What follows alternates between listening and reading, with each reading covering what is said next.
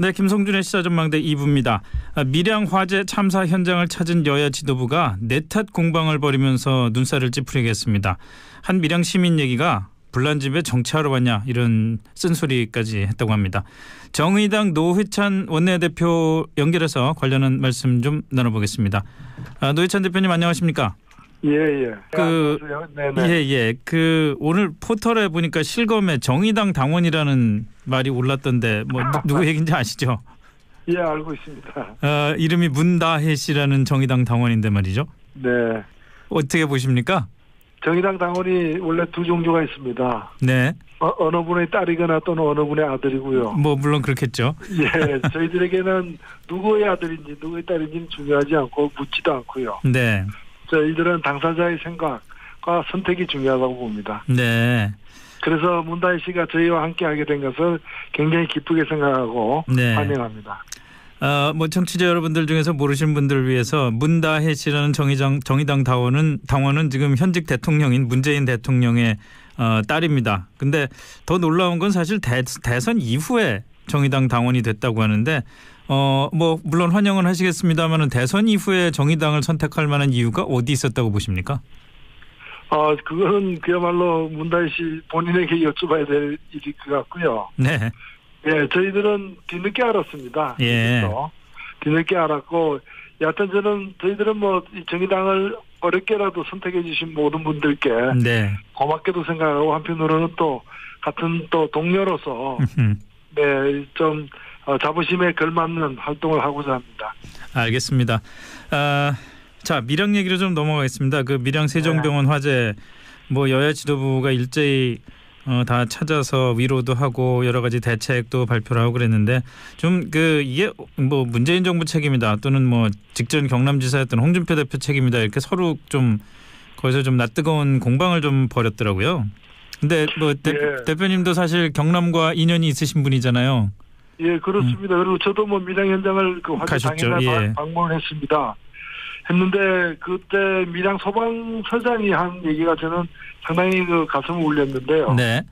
예, 이분이 그때 그 당시에는 37명이었는데 사실 제가 현장에서 보니까 소방대원들이 처음부터 대단히 신속하고 잘 대응을 했던 거로 보였습니다. 예. 근데 이분은 좀 말씀하시기를 최선의 노력을 다했지만 37명의 인명은 끝내 지키지 못했다면서 굉장히 죄송스럽다고 여러 차례 얘기를 해서 예. 오히려 제가 가슴이 뭉클했는데 정치인들이 좀 배워야 될 것 같아요.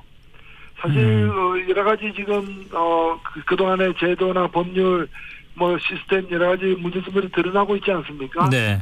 이 대형 재난사고가 이 뒤에 있는 데는 정치권에서 할 일을 제대로 못한 게 분명하거든요. 예.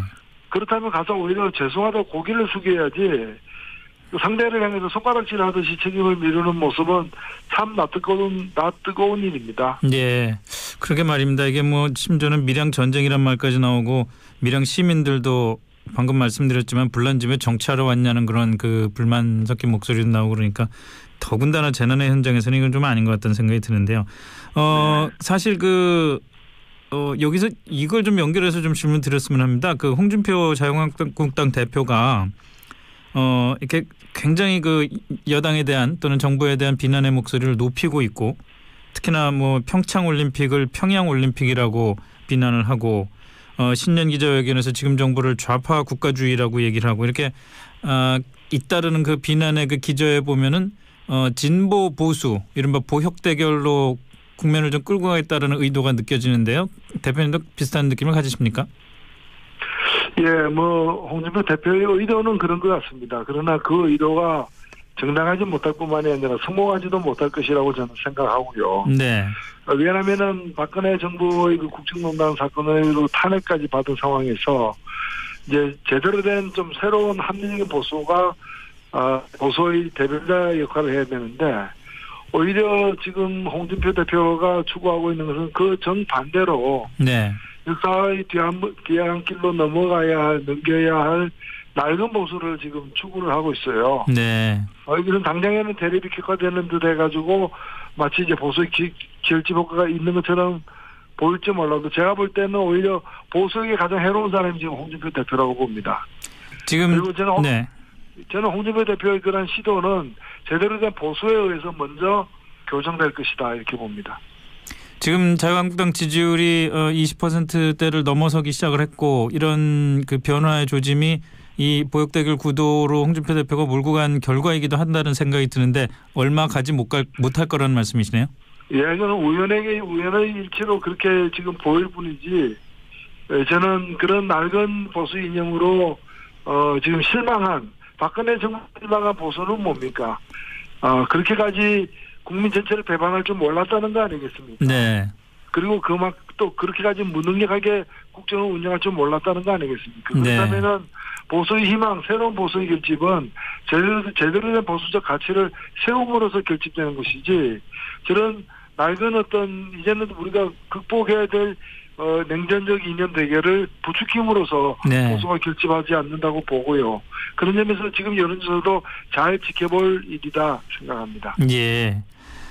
그 정부와 여권 쪽 그 여론조사 결과를 보면 지금 문재인 대통령 지지율이 60%대가 무너졌다가 뭐 오늘 조사를 보니까 다시 60%를 회복하긴 했습니다만은 이 특히나 그 평창올림픽 여자 아이스하키팀 남북 단일팀 문제를 놓고 2030 세대가 굉장히 많이 실망을 했다 이런 분석이 많이 나오고 있지 않습니까? 노 대표님 네네. 보시기에는 그 2030의 실망의 기저에는 어떤 그 생각이 깔려 있다고 보시나요?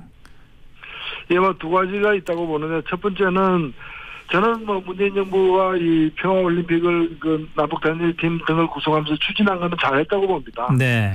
그러나 어차피 역사라는 건 계속 흘러가는 것이고 문화도 바뀌는 것이고 지금의 20대 30대가 주로 겪었던 것은 그 이분들은 다 분단 이후에 당연히 태어난 사람들이고 특히나 남북 대결이 격화되는 국면에서 청소년기를 보낸 분들 아닙니까? 네.